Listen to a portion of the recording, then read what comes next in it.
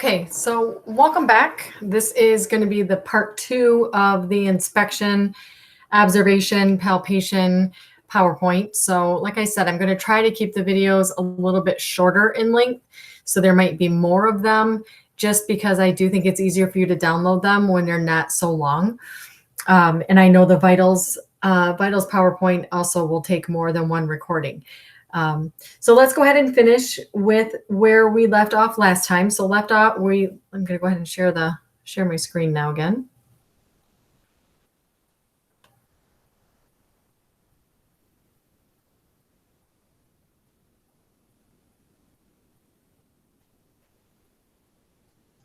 So this is where we left off at the last recording.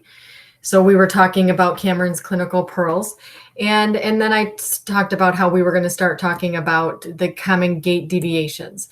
So again, going back to, I know we talked about it quite a bit last time, but you really have to understand what normal gait is before you're going to really understand and be able to treat abnormal.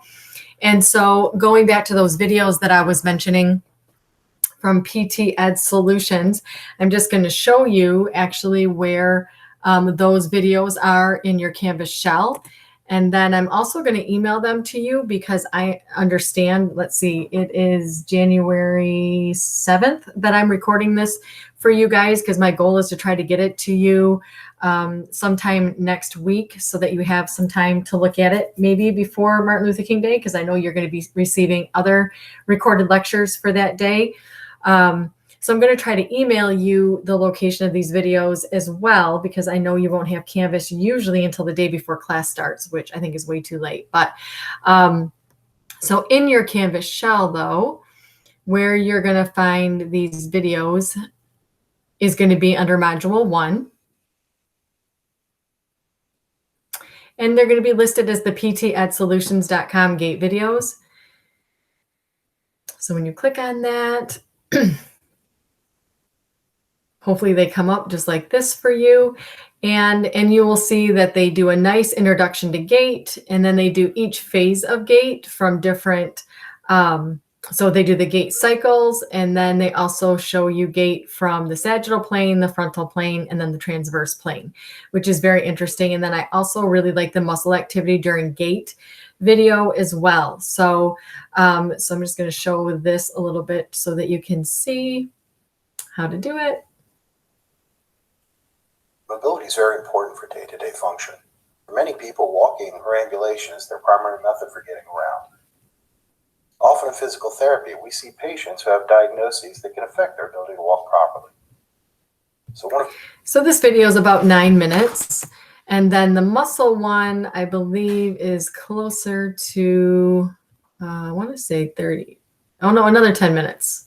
Okay, so they're not horribly long, but they definitely give you a good, for especially someone who's more of a visual learner. And with gait, that can definitely be the case. And they talk about that in the introduction to gait video, that it's when you can slow down your patient's gait, it's much easier to try to pick out what abnormality might be going on, or muscle weakness or gait deviation. When you have to try to pick that out with someone walking normal gait speed, it obviously gets much more difficult. We're unfortunately not always able to videotape our patients in slow-mo. It's more easy now, I think, because of that option being available on iPhones. But again, it just gives you a good visual representation of what we normally should be doing during gait. So again, we can look and be able to pick out what maybe abnormal issues are going on for our patients. And then again, that directs us as far as what we need to focus on for treatment. And so again, the muscle activity one, I thought was a very good representation and a very good visual of exactly how the muscles work, what muscles are working throughout the whole chain, starting at the foot, the ankle, at the knee, and then to the hip and the pelvis. And I thought it was really good because it actually visualizes and helps you see how muscles work from a concentric perspective, eccentric perspective as well as an isometric perspective. So I think you will enjoy those videos. And I'm also going to give you guys just some thinking questions after you're able to watch those videos. Maybe when we actually see each other in lab, I'll give you just some questions to have you reinforce the material a little bit as well.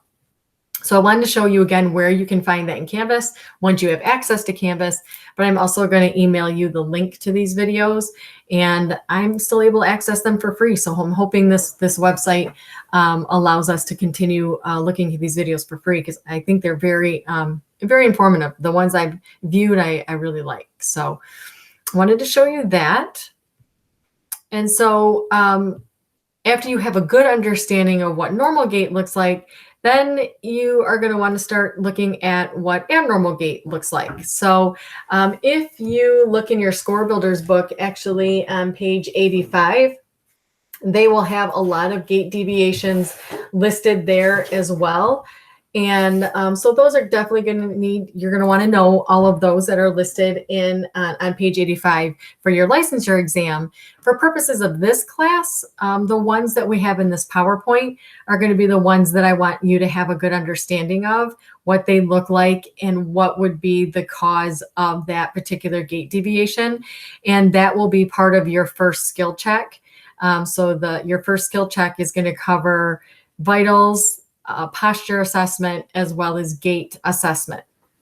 So we'll definitely have a chance to practice some of this in lab. But for the most part with gait deviations, because we all are quote unquote normal and none of us probably have any of these gait deviations, really the best way for you to be able to have an idea of what they look like is going to be by watching the videos that I have embedded into the PowerPoint. And I'm not going to take the time on this video to play each of these videos, but I think they will give you a good understanding of what foot slap looks like. And again, I want you to be able to recognize what each gait deviation looks like and then what a potential cause would be for that gait deviation. So foot slap and toe down at heel strike are two of the common gait deviations you'll see at the ankle. And then at the knee, the common gait deviations are going to be increased knee flexion at contact, hyperextension in stance, and then inefficient or insufficient flexion with swing. So again, each of these have a video for you to look at so that you can see what that looks like, and then as well as what would be potential causes for those gait deviations. And then at the hip and the trunk, some of the common ones that you will see are circumduction during swing, hip hiking during swing, and then the Trendelenburg. Okay. Get rid of this. So again, watching these videos and then being able to understand what could possibly be happening to cause all of these gait deviations. All right. And then I also just wanted to talk about the third part of what we potentially use to assess our patients. And so the third piece is palpation. And so, like I said in the last video, you guys did a lot of palpation during your kinesiology lab, palpating for the muscle belly, the origin, the insertion. Other things you can do with palpation is, and you'll learn more of this during the manual muscle test portion of this class, but you can also palpate to see, is the muscle firing? And you'll learn that that is considered a trace response to manual muscle test grading. So a lot of times we will palpate the muscles to see, can we even feel the muscle contracting? Is the nerve loop even intact? And do they even have a contraction? That would be the lowest level of muscle strength that a patient would have. So we would do that by palpating the muscle at the origin and the insertion. So other things that you can do with palpation or other things you can assess is for painful structures. So if a patient has a tight muscle or a muscle spasm, we can typically palpate that. We also use palpation to assess our patient's skin temperature. Okay, so that is important to note. So a cool temperature could indicate reduced circulation. Increased temp could indicate an infection or inflammation. So it's important to assess your patient's skin temperature, and it's also important to assess right versus left. So are both legs cool to the touch, or is one cooler than the other? So definitely assessing that and then indicating that in your documentation. And then edema. Again, we already kind of talked about edema when we were talking about circumferential measurements. But again, for a certain type of edema, the pitting edema, you would need to palpate for that. So that is where you actually apply pressure to an area. And when you release the pressure, you will see this pit. So that is why it's called pitting edema. And typically when you see pitting, edema, it can indicate cardiac failure and liver or renal conditions. So something's going on that is preventing the body from being able to circulate the fluid throughout the system. Okay, so keeping in mind edema again, so one of the things we're going to do in lab, and I had talked about this in the last video, is we are going to learn how to do circumferential measurements. So this is something else that I will email you because it's a separate document. But I will show you again where you can find this technique in your Canvas shell. But this is something that I'm also going to email you. And you will actually find it under lab 1 because it's part of what we're going to do for the first lab. So if you click on lab 1, you'll see circumferential measurement guide. And it basically just walks you through the steps for taking circumferential measurements. So I'm just going to talk through the process, and then we will also be practicing, like I said, we will also be practicing the first lab on January 19th. So when you are taking circumferential measurements, again, this is going to be so that we can measure the amount of edema in a patient's limb, wherever they have their swelling. So the first thing we're going to want to always do, because this does involve marking or writing on the patient, the first thing you're going to want to do is ask the patient if it's okay that you can mark on them. Typically, you will use a marker that is washable. Obviously, you don't typically want to use a permanent marker for this. You always want to measure the non-involved side first so that you have a comparison to the involved side. So you want to see what their normal limb girth should look like. So you do want to measure the non-involved side first. You typically will measure in centimeters versus inches because it's going to give you more accurate readings, and it's going to give you a more graded response. So you're going to be able to see more of an improvement if you do it in centimeters than you necessarily will if you do it in inches, because it's a smaller measurement ability. And then, so how you do it is you measure horizontally around the affected area. You will use a tape measure to do this, okay? You're going to measure each measurement 2 to 3 times, and then you're going to average that. So again, just because of that intra-rater reliability. So the same person doing the measurement more than once, because we can be off just a little bit even when we're doing something ourselves. We want to make sure that we're doing it 2 to 3 times, and then we take the average of those to get the most accurate measurement. So you're going to determine the body part to be measured. That's basically, and then you're going to look at the largest girth target area. So I'm just going to use the mid-thigh, for example. So say somebody has some edema in their mid-thigh. You're going to indicate the location of the largest area, and you're going to mark that. And you have to identify the largest area of swelling based on a bony landmark, because we're hoping that with our treatment techniques that the swelling is hopefully going to go down session by session.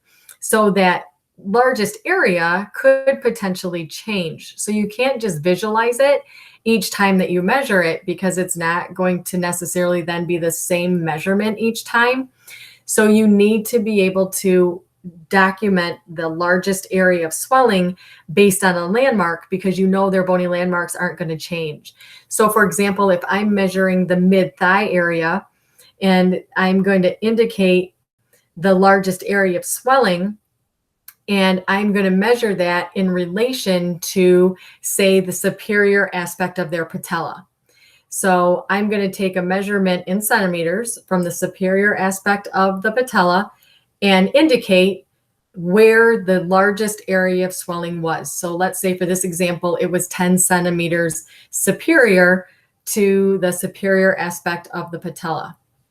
And then I'm going to document that in my chart, that the largest area of swelling is 10 centimeters superior to the superior aspect of the patella.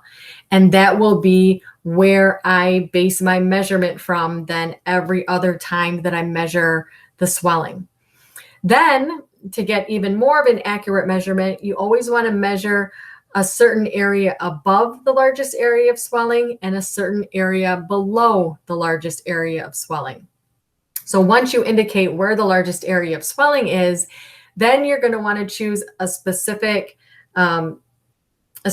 area above. And again, you use the tape measure and you can say, I'm going to measure 3 centimeters superior to the largest area of swelling, and then 3 centimeters inferior to the largest area of swelling. And then you're going to take those measurements 2 to 3 times in average. So every time you do circumferential measurements, you should be marking 3 areas on the body, the largest area of swelling based on a bony landmark, and then an area superior to that, and then an area inferior to that. And each time marked out based on your tape measure, and then you would document that in the chart as far as where the particular areas of measurement are. That way, when, say, for example, you're not able to do the measurements the next day and someone else is doing them for you, they should be able to pull out your chart. They should be able to see that for the swelling measurement or circumferential measurements, you went 10 centimeters superior to the superior aspect of the swelling. That's your target part. Mark 3 centimeters above that, 3 centimeters below that.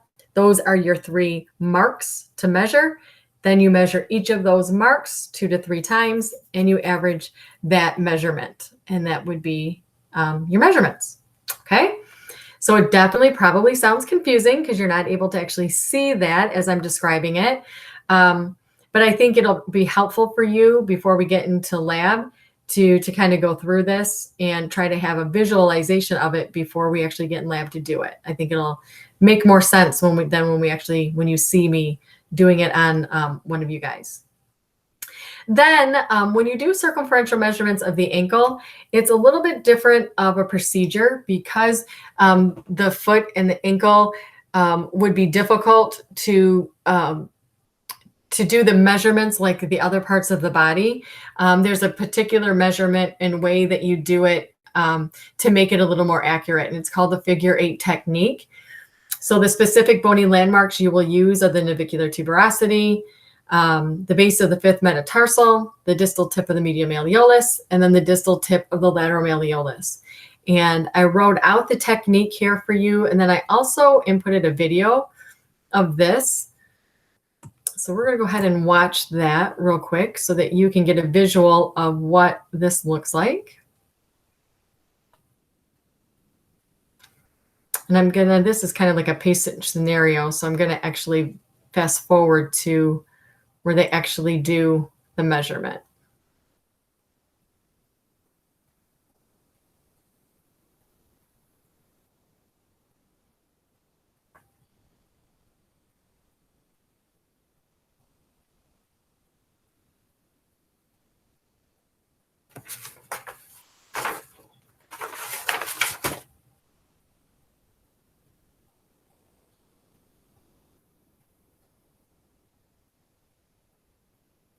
Hi, my name is Caitlin Gibson.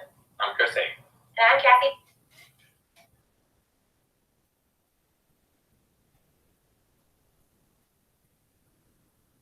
Binder as follows. And I'm Kathy Binder. And today we will be performing the figure of 8 measurement for ankle edema. Only landmarks you want to find are as follows. Navicular tuberosity, base of the fifth metatarsal, distal tip of medial malleolus, distal tip of lateral malleolus. To begin the test, have the patient lay on the table with the ankle maintained in a neutral position. To accurately perform the figure 8 measurement, the PT will put the tape measure between the tibialis anterior tendon and the lateral malleolus. The tape is pulled medially and placed distal to the navicular tuberosity. The tape is then pulled across the arch, ending just proximal to the fifth metatarsal.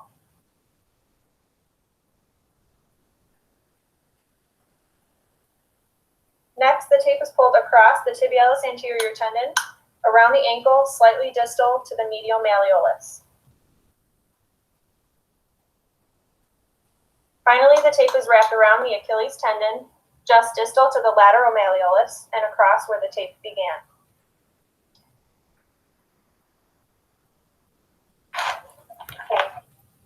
So now they just go through a patient scenario and basically do the same procedure. But I think that's a good video, is a good visualization for you to see how to do the figure 8. And it definitely is one that you're going to want to watch a couple of times and then definitely practice. And like I said, we will definitely have time in lab to practice that. But if you are one of those students who want to get going early, and start in practicing what we're going to be doing in class, I wanted to be able to give this to you as soon as I can to get you guys started, because I know you're going to have a lot of different PowerPoints and lectures coming your way on the 18th. So the sooner we can get some of these to you, I think the better. So that pretty much wraps up the first lecture of week 1. We also have vitals signs to talk about as well. Based on years past, we never made it through both this lecture as well as the vital signs entire lecture. So I am going to also post the beginning of vital signs lecture video for you to recorded video for you to watch to be ready for lab on Tuesday. And then we will continue the PowerPoint the following week as far as other aspects of the lecture. But we will be able to get through enough of the recording that we'll at least be able to get started practicing some of the concepts in lab on January 19th. So I'm going to go ahead and end this recording and get ready to do the vitals recording for you guys.